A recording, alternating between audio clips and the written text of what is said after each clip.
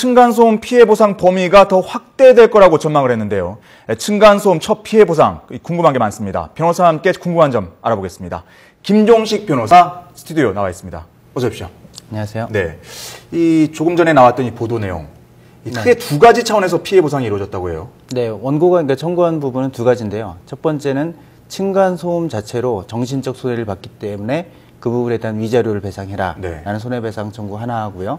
두 부분은 이제 그 관련해서 뭐 다툼이 이제 좀 폭행으로 이어져서 그 폭행으로 인한 치료비 및 위자료에 대한 손해배상 청구. 그렇죠. 사실 이 두 개 중에서 사실 폭력에 대한 거는 그 전에도 있었지 않습니까? 사실 있었는데 이번에 주목되는 점은 정신적 피해 보상이 있었다는 점인데 이렇게 이런 판결이 내려진 뭐 배경이랄까 이런 거 어떻게 보십니까?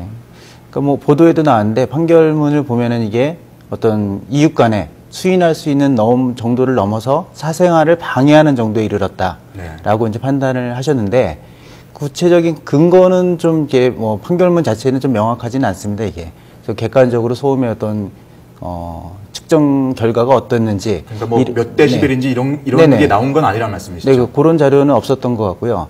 기타 여러 가지 뭐 증거조사 결과에 비추어서 이제 뭐 얘기를 들어보니까 위층에 좀 가족 세대 수가 좀 많고 또 여러 가지 이제 뭐 가동하는 장비의 어떤 소음 이런 것들이 좀 직접적인 피해로 인정이 됐기 때문에 손해배상으로 이게 인정된 것 같습니다. 이게 사실 형사가 아니라 민사기 때문에 구체적인 이런 뭐 몇 데시벨 피해다 이런 게 없어도 이런 판결이 내렸다고 볼 수도 있는 거죠. 그 정신적인 손해배상을 인정하는 건 뭐 여러 가지 기준이 있을 수 있기 때문에 뭐 딱 절대적인 어떤 소음의 어떤 측정 기준이 꼭 있어야 되는 건 아닙니다. 아, 그렇습니까? 그런데 지금 이종훈 기자 같은 경우는 이 판결 사실 그 판례도 한번 찾아보셨죠? 네네. 저도 이제 뭐 관련한 판례가 있는지 쭉 찾아봤는데 이 소음으로 인한 정신적 손해를 인정한 건 제가 이렇게 발견을 못했거든요. 그래서 좀 되게 드문 판례라고 생각했습니다. 네.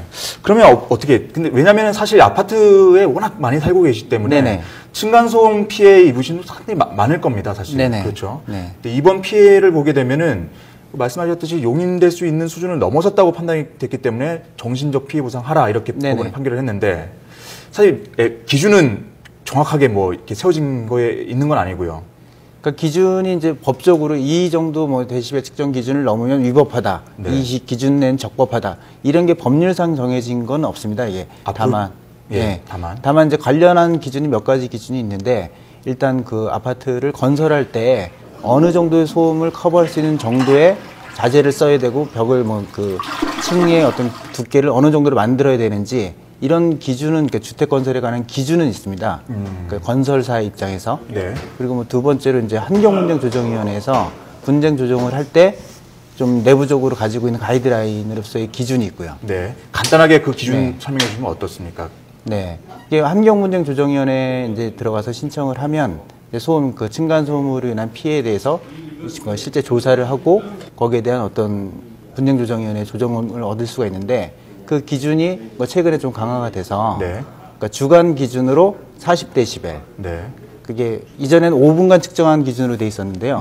이제 1분간 측정한 기준으로 해서 주간으로는 40데시벨. 40데시벨이면 대충 어느 정도 소음 얘기하는 거죠? 이게 뭐 이렇게 어린 아이들이 이제 소파에서 뛰어내리면 한 50데시벨 정도 된다고 합니다, 이게.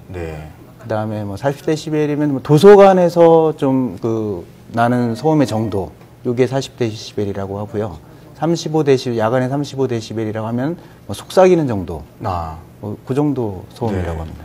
기준이 좀 더 강화된다고 하는데 어떻게 방금 말씀드린 환경분쟁조정위원회에서 강화된 기준 강화됐고 또 이제 아파트 건설 관련해서 국토해양부에서 가지고 있는 어떤 그 건설에 대한 기준에 있어서도 대략 만들어 놓은 기준이 한 58데시벨 내지 50데시벨을 유지할 수 있는 정도로 그 층간 두께를 21cm 정도를 유지할 것. 이 정도를 기준으로 삼아서 내년부터 이게 시행이 되는 걸로 알고 있습니다.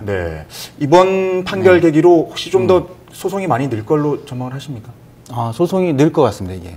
지금 여러 가지로 뭐 층간소음 자체는 세대 간에 많이 발생을 하고 있는데 이런 어떤 구체적인 판례라든지 이런 선례가 없어서 좀 일반적인 화해라든지 뭐 분쟁 조정으로 끝나는 경우도 많이 있었을 텐데 이걸 계기로 해서 좀 늘어나지 않을까라는 좀 우려도 있고요. 또 아까 말씀드린 건설에 대한 기준하고 또 환경분쟁조정위원회에서 수립한 어떤 기준하고 약간 차이가 있거든요. 네. 환경분쟁조정의 조정 기준이 좀 더 엄격합니다, 이게. 네. 그래서 아파트를 지을 때는 약간 완화된 기준으로 짓고 분쟁이 발생했을 때는 좀 더 엄격한 네. 기준으로 판단하게 되면 이것도 네. 약간 좀 문제가 있지 않을까 싶습니다. 지금 층간소음 얘기 계속했는데 사실 층간소음도 네. 문제지만 층간흡연도 요즘 얘기 많이 나오고 있거든요.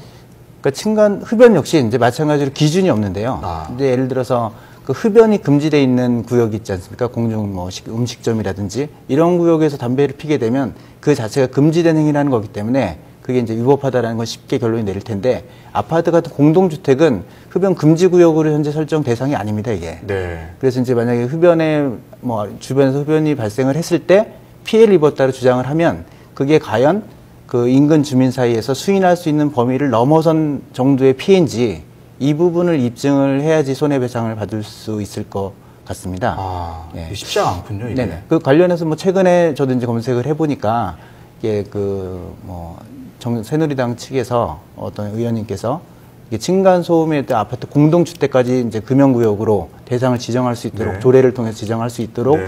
개정안을 뭐 발의했다 이런 뉴스는 봤거든요. 네. 뭐 사회 문제가 계속 된다면 아마 이게 법안으로도 좀 연결될 것 같습니다. 네. 다시 층간소음 얘기해서요. 네네. 아까 지금 정신적 피해 보상은 민사소송이었는데 네네. 이 문제로 형사처벌도 가능한 겁니까? 네. 이게 뭐 일반 형법상에 처벌하는 법률은 없고요. 경범죄 처벌법상에 뭐 인근 소란죄라고 네. 해서 이제 시끄럽게 전축 텔레비전 소리를 내거나 이런 경우에 이제 크게 소음을 발생을 시켜서 인근 주민에게 피해를 끼치게 된 경우에는 경범죄로 인정이 돼서 벌금 뭐 10만 원 이하 정도로 처벌되는 뭐 법률이 있습니다. 네, 알겠습니다. 오늘 얘기는 여기까지 듣도록 하겠습니다. 오늘 말씀 고맙습니다. 네, 감사합니다.